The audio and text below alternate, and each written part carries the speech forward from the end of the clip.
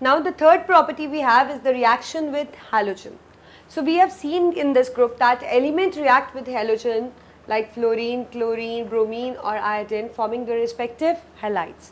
For example, we have the element reacting with the halogen, forming the halides, and here the formula for the halides are basically, you can say E2X2 can be EX6, can be EX4, can be EX2, right. So this is the hexahalide, this is the tetrahalide, this is the dihalide.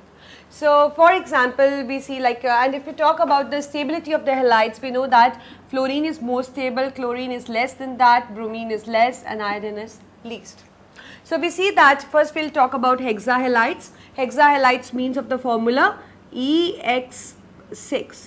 So let us take an example of fluorides of this group. So it is SF6, it is SEF6, tellurium fluoride, hexafluoride. So if we see the structure of SF6, oxygen does not form hexahalide, first of all you should know. And then if you see the structure of SF6, we know that we have already done in bonding that SFC is something like this. That means it is sp3d2 hybridized. And if we talk about the stability, like rest of them are gases but they are unstable, but out of them only SF6 is a gas which is stable. And the reason is the steric factor, that is the steric group.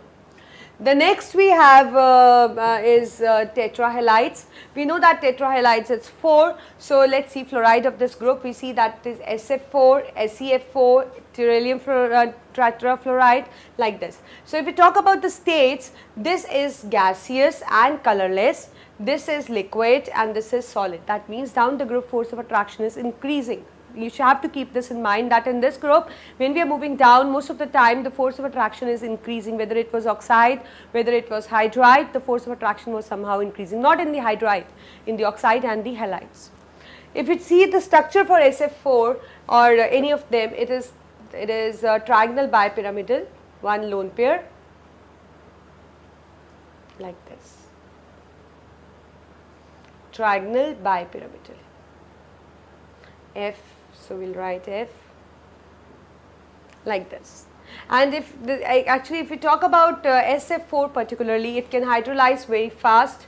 So what happened when we hydrolyze it, it quickly forms SO2 and HF. That means the hydrolysis is easy in this case. And there is a special property for SF4, and that is that it is a fluorinating agent. We have already discussed this, that fluorinating agent is something which can donate its fluorine. So it is the SF which here act as a fluorinating agent. The other type of oxide is E2X2. Let us take an example of sulfur.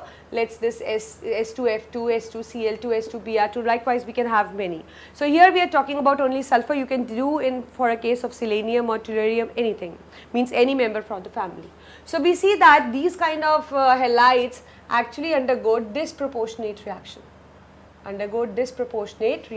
Breaks up into a smaller halide of respective formula SX2, which is sp3 hybridized. That means structure is something like this, that is the tetrahedral. And it liberates the element, like if we do it for S2X2, it will be SX2 plus S. So we see that a lot of different kinds of halides actually this group possess. So you should know about the structure, you should know about the hybridization, you should know about that. It means the first thing is that what type of halides they actually can form, right. So these are the important things, so just practice it at home, right.